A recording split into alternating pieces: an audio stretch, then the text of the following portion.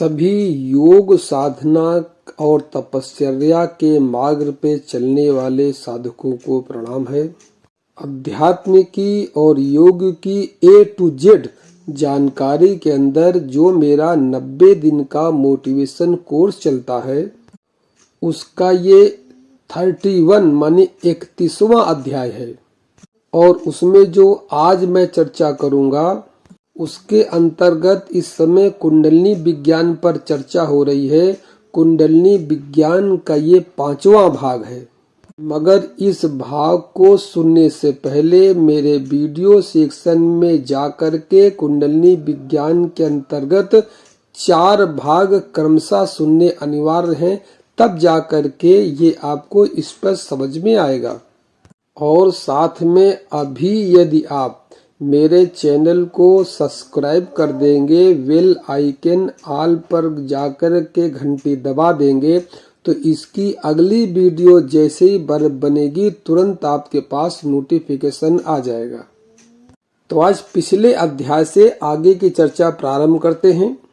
कुंडलिनी का जो चक्र है, कुंडलिनी जो ये रीढ़ की हड्डी के अंदर चक्र होते हैं, उसके नीचे सबसे कुंडलिनी होती है। जो चक्र होते हैं उन चक्रों में गुदा और लिंग के बीच में मध्य में स्पाइनल कार्ड, रीढ़ की हड्डी के सबसे नीचे जो चक्र होता है इसे बोलते हैं मूलाधार चक्र।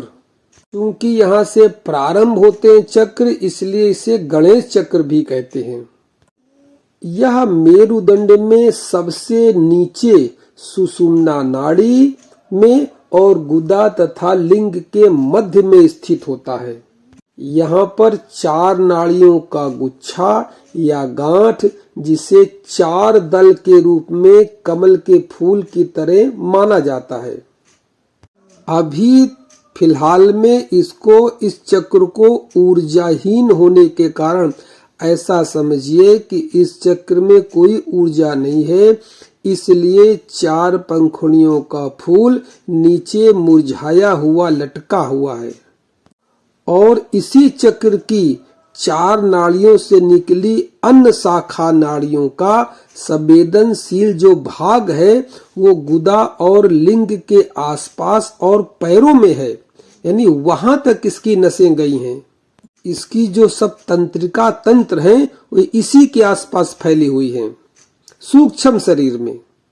जब कुंडलिनी शक्ति जग करके इस चक्र पर पहुंचती है तो मनुष्य को निरोगी करती है, चित्त को प्रसन्न बनाती है। मगर यहाँ पर एक खतरा भी है। जब जब इस चक्र के नीचे, मूलाधार चक्र के नीचे ही कुंडलिनी होती है और जब जब कुंडलिनी सक्रिय होती है तो साधक की मनुष्य की काम ऊर्जा को बढ़ा देती है। इसके साथ साथ ये कल्पना का विकास भी बढ़ जाता है। कल्पना करने की शक्ति, सोचने समझने की शक्ति बढ़ जाती है। व्यक्ति कल्पनाशील हो जाता है। और केवल कल्पना ही नहीं, इस शक्ति के द्वारा जब व्यक्ति कोई चीज कल्पना करता है तो प्रकृति उस कल्पना को साकार रूप देने में मदद करने लगती है। यानी सोचा हुआ काम साकार रूप में परिणित होने लगता है, बदलने लगता है। यानी काम, सकारात्मक काम पूरे होने लगते हैं। ऐसा समझिए कि मनुष्य में जो कल्पना के विचार जन्म लेते हैं वह इस चक्र के जगने से भविष्य में वास्तविक रूप में संसार में फलित होने लगते हैं। मगर काम ऊर्जा के बढ़ने से मनुष्य यानी साधक, ध्यान करने वाला अधिक कामुक हो जाता है। अब ऐसी स्थिति में क्या करें? ऐसी दशा में काम क्रिया के प्रति मात्र साक्षी भाव बनाकर जीवन ऊर्जा, काम ऊर्जा को नीचे की तरफ यानी अधोगामी मार्ग के प्रवाह से बचाया जा सकता है। अगर उसके प्रति आप साक्षी रहेंगे, होश पूर्वक रहेंगे, आप जानेंगे कि काम ऊर्जा बढ़ चुकी है, इसको ऊर्ध्वरेता मार्ग पर लेकर के चलना है। अब इसी ऊर्जा को अंतःक्रिया के द्वारा ऊर्ध्वगामी दिशा देकर यानी ऊपर की तरफ दिशा दे करके ब्रह्मचर्य जैसे शब्दों का जो परिणाम है वो आपको अनुभव करना है। असली ब्रह्मचर्य वही है कि यहाँ की शक्ति उठा करके ऊपर ले चले रीढ़ की हड्डी में, सुषुम्ना नाड़ी में। एक मनुष्य स्त्री और पुरुष का जोड़ है। अंतर विज्ञान में स्त्री है चंद्र स्वर की प्रतीक, चंद्र नाड़ी की प्रतीक, यानी जो हमारा नाक का बायां नथुना है, इड़ा नाड़ी है। और पुरुष है सूर्य स्वर, यानी नाक का जो हमारा छेद है वो जो दाहिना स्वर है, पिंगला नाड़ी है, उसका प्रतीक है। दोनों जोड़ करके मनुष्य है, क्योंकि दो के जोड़ से ही जन्म हुआ है। अंतर क्रिया ध्यान क्रिया द्वारा जब दोनों स्वर एक साथ सम हो जाते हैं, यानी दोनों नाक के नथुनों से समान वायु निकलने लगती है, समान श्वास प्रश्वास होने लगती है, उस समय समझिए कि सुषुम्ना नाड़ी मध्य की नाड़ी जो है ये क्रियाशील हो गई है, कार्य कर रही है। ऐसा समझिए कि स्त्री पुरुष यानी इड़ा पिंगला दोनों नाड़ी के मिलने से सुषुम्ना नाड़ी मध्य नाड़ी सक्रिय हो जाती है। इसलिए इसे समनाड़ी भी कहते हैं, इसे सूर्य नाड़ी भी कहते हैं। यही नाड़ी जगी हुई ऊर्जा को ऊपर आकाश की ओर यानी सुषुम्ना नाड़ी में आकाश की ओर गति कराने में सहायक होती है।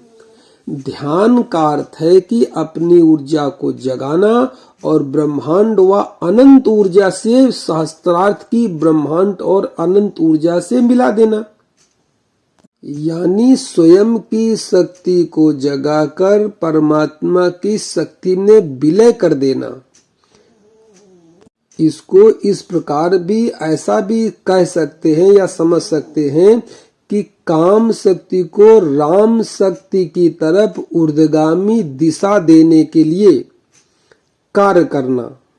इन सब की थ्योरेटिकल यानी सैद्धांतिक जानकारी, पुस्तकों की जानकारी, नियम कानून की जानकारी साधक के पास पहले से ही होनी आवश्यक है, होनी भी चाहिए। इसी कारण यह ज्ञान शास्त्रों में गुप्त रखा गया है, केवल गुरु शिष्य परंपरा के द्वारा ही आगे चलता है।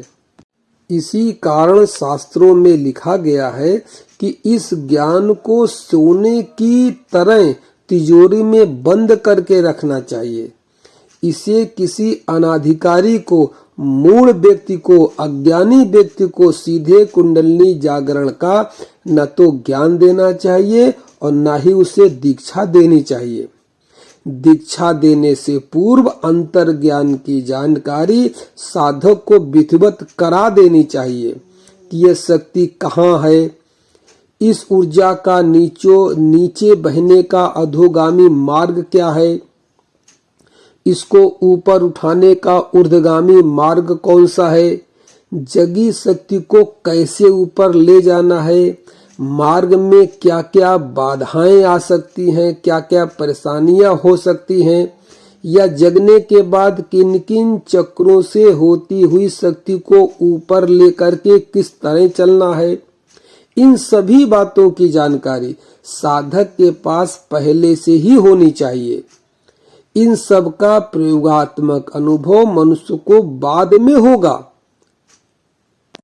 अन्यथा होगा क्या कि किसी व्यक्ति को हम बिजली बनाने का नियम बता दें और वह विद्युत बना ले, किंतु अब इस बनी हुई बिजली का उपयोग कैसे करना है उसको मालूम नहीं है, तो जब भी बिजली बनेगी करंट का झटका उसे लगेगा।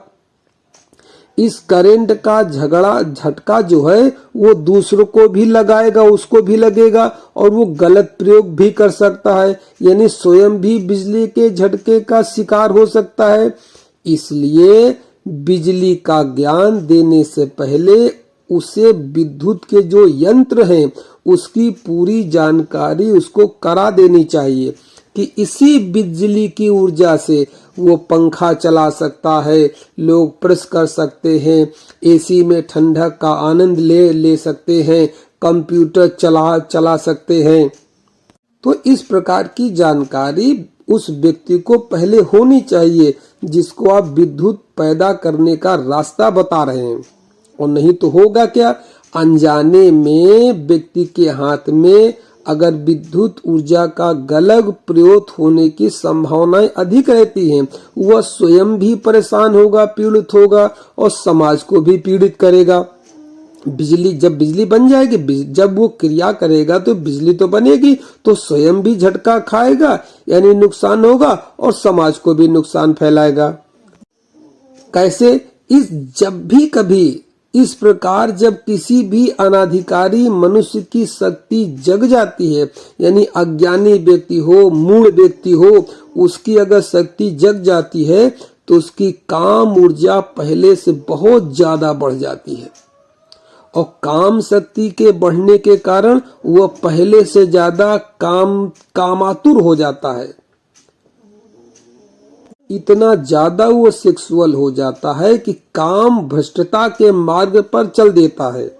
जबकि इस ऊर्जा का उद्देश्य यह है कि मनुष्य इसको जगाकर ब्रह्मांड की दिव्य अलौकिक शक्तियों का अनुभव करे और इस शक्ति को सुषुम्ना नाड़ी के ऊपर की मार्ग की ओर यानी ऊर्ध्वगामी मार्ग की ओर दिशा और गति कराकर स्वयं को ब्रह्मचर्य की अवस्था में उपलब्ध करा दे तथा ब्रह्मांड की दिव्य अलौकिक शक्तियों का अनुभव करे और ब्रह्म ज्ञान की दिशा में जितना चाहे उतना आगे बढ़ जाए। फिर तो आगे अनंत संभावनाएं हैं विराट की। पहले इस ऊर्जा को गति चला करके हम ऊपर चढ़ाना तो जान लें। इसी बात को बजरंग संहिता में लिखा हुआ है कि सूरति चढ़ा आकाश को मध्य में चित्त समाय, सौर सुधा तुलसी लखे काम भस्म हो जाए। तो इसका पूरा होश रखना पड़ेगा। ऐसा न हो कि साधक यही काम ऊर्जा में भटक जाए, उलझ जाए और इस ऊर्जा को ऊर्ध्वगामी दिशा मार्ग मिल ही न पाए, ऊर्जा जगने लगे तो यह ऊर्जा नीचे की ओर यानी अधोगति की ओर अपने आप प्रवाहित होने लगेगी। क्योंकि विज्ञान का एक नियम है ना कि जब ऊर्जा जगती है तो ऊर्जा कभी नष्ट नहीं होती है। अब यदि शक्ति जगी है तो उसे बहने के लिए मार्ग चाहिए। अब इस शक्ति के प्रवाह के दो मार्ग हैं। एक मार्ग अधोगति है जो नीचे की योनियों में ले जाता है, जहां से इंसान का संसार में जन्म होता है। दूसरा ऊर्ध्वगामी मार्ग है, वो उच्च योनियों में जाने वाला मार्ग है, यानी संसार के जन्मने का जो मूल कारण है उस कारण की जो खोज है। जब इस ऊर्जा को हम ऊपर लेकर के चलेंगे तो मनुष्य के जन्म का कारण, सृष्टि के जन्म का जो मूल कारण है वो रहस्य खुलने लगेगा। मनुष्य अतिमानव के रूप में बदलने लगेगा, वह देवताओं की योनि में जाने लगेगा। ऐसा समझिए कि जब शक्ति नीचे है तो मनुष्य है, ऊपर उठने लगे तो देवता बन गई, देवताओं की शक्ति आ गई, यानी मनुष्य से देवता बनाने वाली शक्ति है ये। जगने के बाद कुंडलिनी शक्ति जगने के बाद नीचे से ऊपर जैसे से चलना शुरू करेगी तो मनुष्य योनि देवता योनि में परिवर्तित होकर चलने लगेगी। अब होता क्या है कि मनुष्य की जीवन ऊर्जा को नीचे का मार्ग जो प्रवाहित करने का, चलाने का अभ्यास है वो उसको कई जन्मों से है। इसी से तो हम संसारी व्यक्ति संतानोत्पत्ति करते हैं। सभी जीव जंतुओं को इस प्रकार का अधोगामी की तरफ चलने का मार्ग जन्मों जन्मों से पता है। हाँ, इस शक्ति को ऊर्ध्वगामी करने का मार्ग जो एक मौका मिला है, जो एक अवसर मिला है, ये केवल और केवल मनुष्य जाति के पास है और किसी के पास नहीं। कीट पतंग, पेड़ पौधे, जीव जंतु, पशु पक्षी, किसी के पास नहीं है कि इस शक्ति को जगा करके ऊर्ध्वगामी कर सके। सब इस शक्ति का प्रयोग अधोगामी और संसार की उत्पत्ति के लिए, संसार की उत्पत्ति के लिए, अपनी जात या अपने मतलब अपने उसके अपना जो उनका एक परिवार होता है उसको विकास के लिए करते हैं, यानी केवल संसार में जीवन देने के लिए करते हैं। तो सामान्य मनुष्यों के अंदर भी ये जो नीचे अधोगामी शक्ति को ले जाने का मार्ग है, तरीका है, ये मनुष्य के अनकॉन्शियस माइंड, अचेतन मन में पड़ा हुआ है। ये पूर्व जन्मों से पड़ा हुआ है, ये परिचित है। इस ज्ञान को लेकर के व्यक्ति पैदा ही होता है या उसका स्वयं सिद्ध है, जन्म से सिद्ध है यह ज्ञान। इसको कहीं बताना नहीं पड़ता है, उसके अनकॉन्शियस माइंड में भरा हुआ है।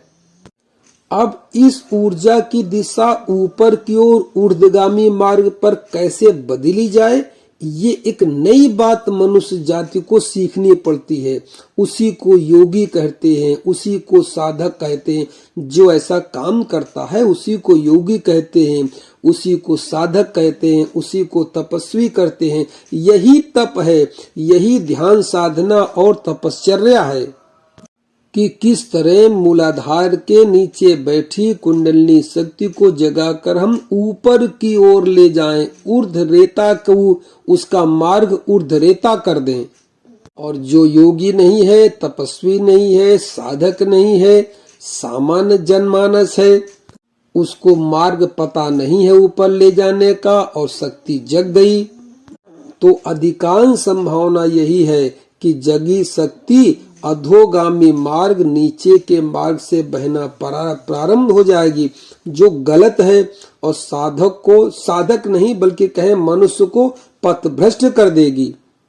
और अगर हमें ऊपर का मार्ग पता नहीं है और जबरदस्ती इस शक्ति को हमने रोक लिया काम केंद्र पर, मूलाधार चक्र पर, मतलब इस शक्ति को ब्रह्मचर्य के नाम पे अगर हमने जबरदस्ती बलात् रोक लिया तो ये शक्ति वहीं की वहीं पड़ी पड़ी सड़ जाएगी, मनोविकार पैदा करेगी, मन भारी हो जाएगा, एक बेचैनी बढ़ जाएगी, विक्षिप्तता बढ़ जाएगी, पागलपन के जैसे, सनकीपन के जैसे प्रभाव प्रकट होने लगेंगे कि शक्ति तो जग गई भीतर और भड़बड़ा रही है, वो करे क्या। नीचे के मार्ग में वो ले नहीं जा रहा है क्योंकि उसे ब्रह्मचर्य का भूत सवार है कि हमको ब्रह्मचर्य रहना है। ऊपर का मार्ग उसे पता नहीं है, तो बीच में पड़ी पड़ी शक्ति सड़ जाती है और वो विक्षिप्तता का कारण बन जाती है। हजारों प्रकार की बीमारियां उसके मन में पैदा हो जाएंगी, जो आगे चल करके शरीर में भी आ जाएंगी। पहले बीमारी मन में आती है, मन से उतर करके धीरे धीरे शरीर में भी प्रवेश कर जाती है। इसीलिए योगी लोग कहते हैं, संत लोग कहते हैं कि कुंडलिनी जागरण से पहले ऊपर के ज्ञान का मार्ग भली भांति उसका ज्ञान होना अति आवश्यक है। और इस अंतर पथ को, ये जो जिस रास्ते पे हमको कुंडलिनी को चढ़ाना है, इस अंतर पथ को कल्पना के द्वारा, विचारों के द्वारा अच्छी तरह इस रास्ता को प्रगाढ़ कर लेना चाहिए, पूरी पहचान कर लेनी चाहिए, पूरा अनुभव कर लेना चाहिए कि ये रहा रास्ता जहां हमें कुंडलिनी शक्ति को चढ़ाना है। यानी रीढ़ की हड्डी, यानी जिसे स्पाइनल कॉर्ड कहते हैं, इसमें इसके मध्य में सुषुम्ना नाड़ी, उसमें नीचे से ऊपर ले जाना सहस्त्रार्थ खोपड़ी तक, ताकि जैसे जैसे कुंडलिनी जगती जाए वैसे वैसे इसकी शक्ति के साथ अपनी चेतना को ऊर्ध्वरेता मार्ग पर यात्रा करवाता रहे। और निरोगता के इस मतलब एक निरोगीपन के साथ साथ इस चक्र की जो शक्तियां हैं, जैसे वीरता है, प्रसन्नता है, आनंद है, सुख है और भी बहुत सारी दिव्य अलौकिक अनुभव हैं, उसको होते चले जाएं और उसका सूक्ष्म शरीर जो है आध्यात्मिक शक्तियों से भर जाए। तो आज मैंने आपको कुंडलिनी चक्र के ऊपर जो मूलाधार चक्र है उसके विषय में चर्चा किया, उसकी शक्तियों के विषय में चर्चा किया, कुंडलिनी जगने के विषय में चर्चा किया और कैसे उसको ऊर्ध्वरेता मार्ग पे ले जाना इसको बताया। अब कल मैं आपसे चर्चा करूंगा कुंडलिनी मूलाधार सबसे नीचे कुंडलिनी हो गई, उसके ऊपर मूलाधार चक्र हो गया। मूलाधार चक्र पे कुंडलिनी पहुंचने के बाद जब और ऊपर चलती है तो उस चक्र का नाम है स्वादिष्ठान चक्र। स्वादिष्ठान चक्र जो है ये मूलाधार और नाभि के मध्य में स्थित होता है। कल मैं उसकी आपसे चर्चा करूंगा पूरे विस्तार से। मेरी चर्चा को आप लोगों ने बड़े ध्यान से सुना, इसके लिए सभी को धन्यवाद करता हूँ, सभी को नमन करता हूँ, सभी को मेरा प्रणाम स्वीकार।